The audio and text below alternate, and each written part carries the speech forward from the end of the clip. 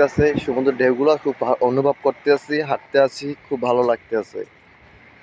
আমি বরিশাল সদর থেকে আসছি সমুদ্র সৈকতে। আপনারা দেখতেই পারবেন অবশ্যই। আমি যদি ভিডিও ফেস করি আমার ফেসবুকে, তাহলে অবশ্যই আপডেট করে আপনাদেরকে দেখা দিতে পারবো বাকিটা।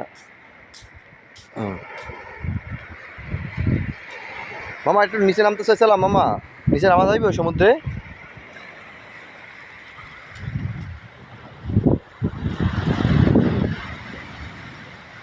অসাম একটা জায়গা, অসাম।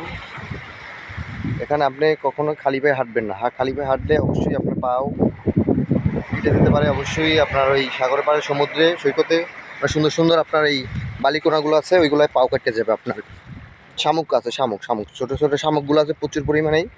এতে আপনার হাঁটলে অবশ্যই বুঝে শুনে হাঁটতে হবে, নাহলে আপনার